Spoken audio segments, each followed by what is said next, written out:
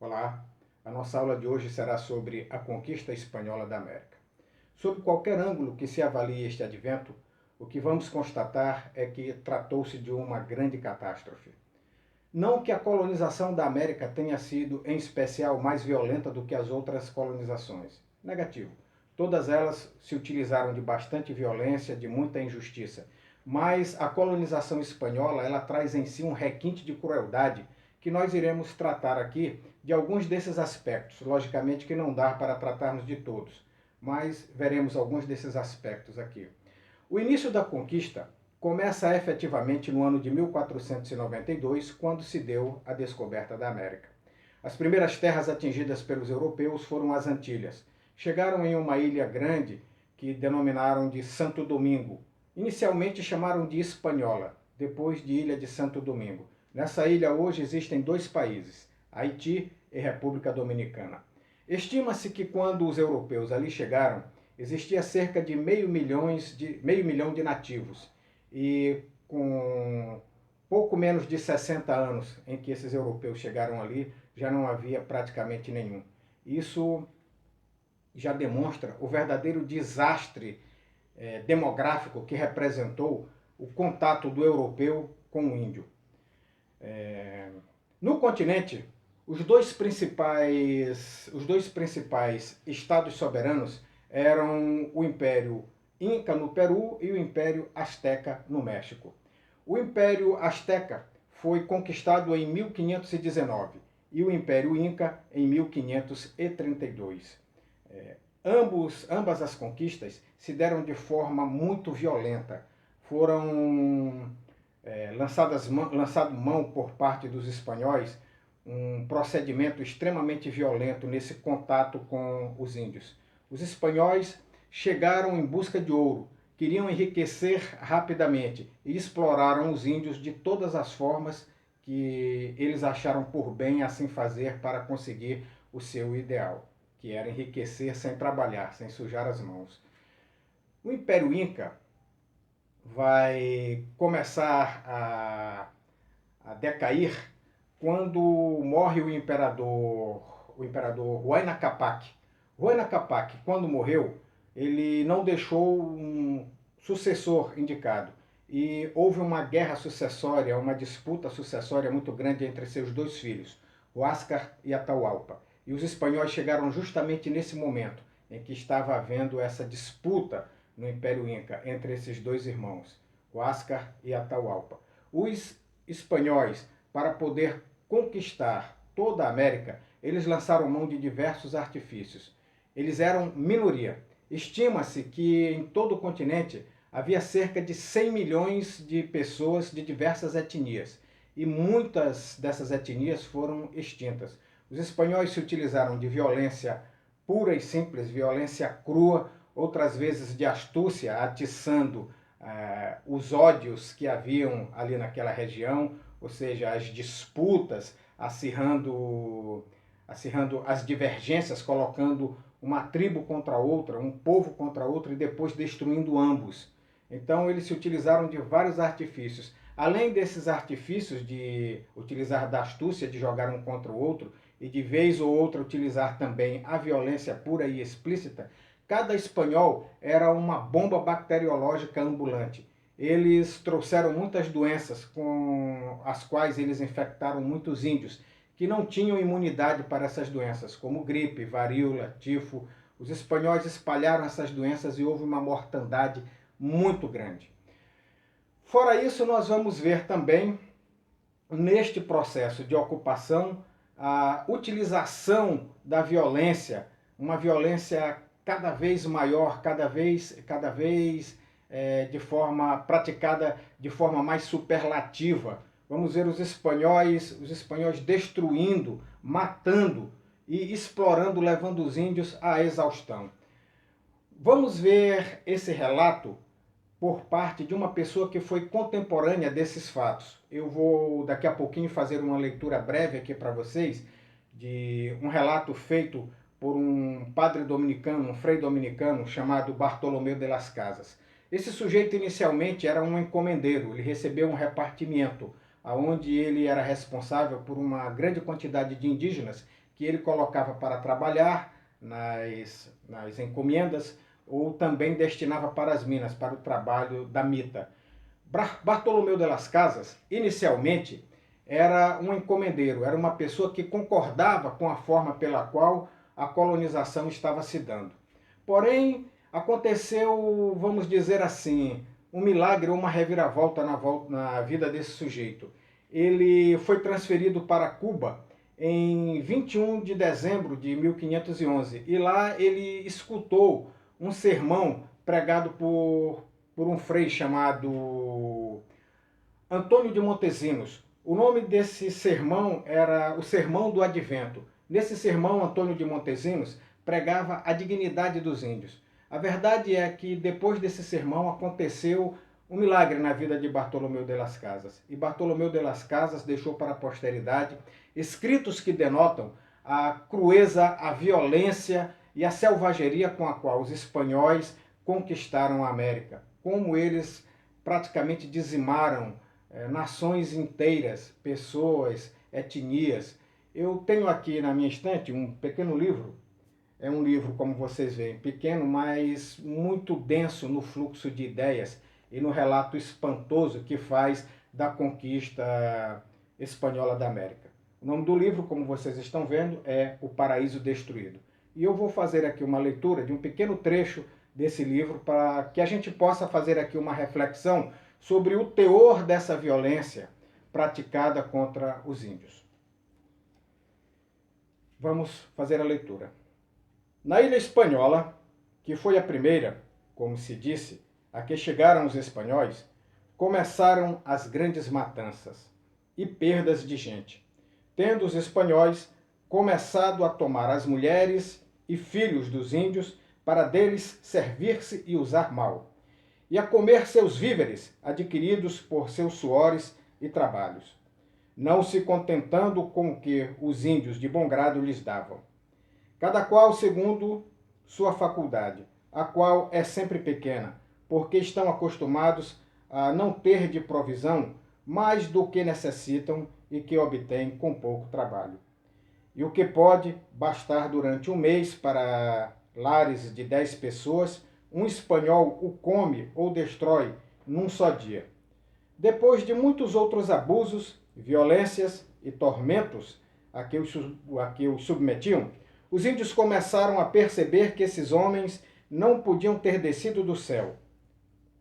Alguns escondiam suas carnes, outros suas mulheres e seus filhos, e outros fugiam para as montanhas a fim de se afastar dessa nação. Os espanhóis lhes davam bofetadas,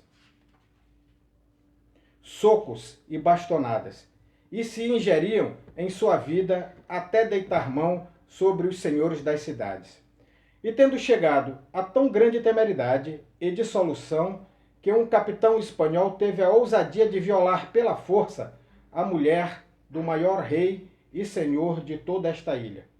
Coisa essa que desde esse tempo deu motivo a que os índios procurassem meios para lançar os espanhóis fora de suas terras e se pusessem em armas. Mas que armas? São tão fracos e de tão poucos expedientes que suas guerras não são mais que brinquedos de crianças que jogassem com canas ou instrumentos frágeis. Os espanhóis, com seus cavalos, suas espadas e lanças, começaram a praticar crueldades estranhas. Entravam nas vilas, burgos e aldeias, não poupando nem as crianças e os homens velhos, nem as mulheres grávidas e parturientes. Eles abriam o ventre e as faziam em pedaços, como se estivessem golpeando cordeiros fechados em seu redil. Faziam apostas sobre quem, de um só golpe de espada, fenderia e abriria um homem pela metade, ou quem mais habilmente e mais destramente, de um só golpe, lhe cortasse a cabeça, ou ainda sobre quem abriria melhor as entranhas de um homem de um só golpe. Arrancavam os filhos dos seios das mães e lhes esfregavam as cabeças contra os rochedos, enquanto que outros lançavam às águas dos córregos, rindo e caçoando, e quando estavam na água, gritavam: "Move-te, corpo de tal!" Outros, mais furiosos, passavam mães e filhos a fio de espada. Faziam certas forcas longas e baixas, de modo que os pés tocavam quase que a terra, um para cada 13, em honra e reverência de nosso Senhor e de seus 12 apóstolos, como diziam. E deitando-lhes fogo, queimavam vivos todos os que ali estavam presos. Outros, a quem quisessem deixar vivos, cortavam-lhe as 2 mãos e assim os deixavam. Diziam: ide com essas cartas, levar as notícias aos que fugiram para as montanhas. Dessa maneira procediam comumente com os nobres e com os senhores. Faziam certos gradis sobre garfos, com um pequeno fogo por baixo, a fim de que lentamente, dando gritos e em tormentos infinitos, rendessem o espírito ao Criador. Eu vi uma vez 4 ou 5 dos principais senhores torrando e se queimando. Se sobre esses gradis, penso que havia ainda mais 2 ou 3 gradis assim aparelhados. E pois que essas almas expirantes davam grandes gritos que impediam o capitão de dormir. Este último ordenou que os estrangulassem, mas o sargento, que era pior que o carrasco que os queimava, eu sei seu nome e conheço seus parentes em Sevilha, não quis que fossem estrangulados, e ele mesmo lhes atochou pelotas na boca, a fim de que não gritassem, e atiçava o fogo em pessoas até que fossem torrados inteiramente e a seu bel prazer. Eu vi as coisas acima referidas, e um número infinito de outras, e pois que os que podiam fugir ocultavam-se nas montanhas a fim de escapar a esses homens desumanos, despojados de qualquer piedade. Ensinavam cães a fazerem pedaços um índio, à primeira vista. Esses cães faziam grandes matanças, e como por vezes os índios matavam alguns, os espanhóis fizeram uma lei entre eles, segundo a qual, por cada espanhol morto, faziam morrer 100 índios. O que dizer de tamanha crueldade? Esse relato foi feito por um contemporâneo, por uma pessoa que vivenciou todos esses acontecimentos. Eu poderia dizer e digo que tem muito mais coisas aqui, mas não cabe a gente falar nesse momento. O que eu queria mostrar, denotar para vocês nesse primeiro momento, na minha primeira fala, é a fúria da conquista, o terror, a forma como os espanhóis conquistaram pelo terror, pela matança indiscriminada, pela crueldade. Assim se deu o avanço da conquista e da ocupação. À medida que a ocupação ela ia se dando, os espanhóis iam se aproveitando da mão de obra dos índios, se aproveitando até a extenuação total destes. A primeira dessas formas de exploração foi a chamada mita. A mita já era uma instituição que os espanhóis encontraram quando chegaram na América. Porém, a mita era utilizada principalmente pelo Império Inca. Porém, os espanhóis eles deram uma dimensão maior do que havia quando eles assim chegaram. A leva de trabalhadores que era deslocada para as mitas era muito grande e a distância também era grande, geralmente uma distância de subida de 3.000 metros. Esses índios eram levados para trabalhar em minas, em socavões, subiam a cordilheira 3.000 metros de altura e lá desciam, se entranhavam na terra para poder extrair a prata. Muitos acidentes de trabalho aconteciam, muitos índios morriam, quebravam cabeças, quebravam membros, braços, pernas, e quando eles estavam inutilizados eles eram mortos. Outra selvageria que era feita era a extração da prata por amálgama. Esses índios manipulavam o mercúrio com as suas próprias mãos e adquiriam doenças terríveis. Os dentes caíam, os cabelos caíam, eles tinham tremores horrorosos, morriam se tremendo todo. Os espanhóis utilizavam desse meio, sugavam os índios até a última gota e depois os matavam. Uma outra forma de selvageria nessa conquista, de trabalho forçado, foi a chamada encomienda, na qual o Frei Bartolomeu de las Casas começou a sua vida na Espanha como encomendeiro. Na encomenda, eles utilizavam a mão de obra indígena em grandes plantações. O encomendeiro tinha como contrapartida o dever de oferecer aos índios uma educação cristã e exploravam a mão de obra do índio até a morte. E em troca, a única coisa que eles tinham que dar era uma educação cristã. Dizia assim, Deus te salve, teu lugar no paraíso está garantido. E enquanto isso, o índio trabalhava até a morte, era levado a uma situação de extenuação total. Inicialmente, essa conquista foi colocada a cargo de homens chamados de adelantados. Esses adelantados, em sua maioria, eram bandidos. Eram pessoas de baixo calibre da Espanha, gente aventureira, sedenta de riqueza, que queria ficar rica a qualquer custo, mas não queria trabalhar, e vieram para o Novo Mundo, para a América, dispostos a fazerem qualquer coisa para enricar. Nem que tivessem que matar, fosse quanto fosse. Eles queriam ficar ricos. Então eram verdadeiros bandidos, verdadeiros marginais que estavam a serviço da coroa espanhola para fazer o trabalho sujo. O Frei Bartolomeu de las Casas denunciou diretamente ao rei, que era católico. Mas ele era uma voz única. Ele, na verdade, angariou muitos inimigos, angariou inimizades muito grandes por parte dos encomendeiros, dos conquistadores espanhóis, e acabou se afastando, acabou indo para a Espanha e por lá ele morreu. E a crueldade continuou acontecendo a passos cada vez mais largos. À medida que essa conquista ela ia se consolidando, os espanhóis eles iam também aperfeiçoando a forma de administração. No primeiro momento, essa administração estava a cargo dos adelantados. Depois passou a ser executada pela Casa de Contratação, que comandava toda a colônia espanhola a partir da Espanha. A Casa de Contratação foi criada no ano de 1503. A Casa de Contratação fiscalizava todo o comércio, fiscalizava a vida das pessoas, à medida em que essa sociedade ela ia se consolidando.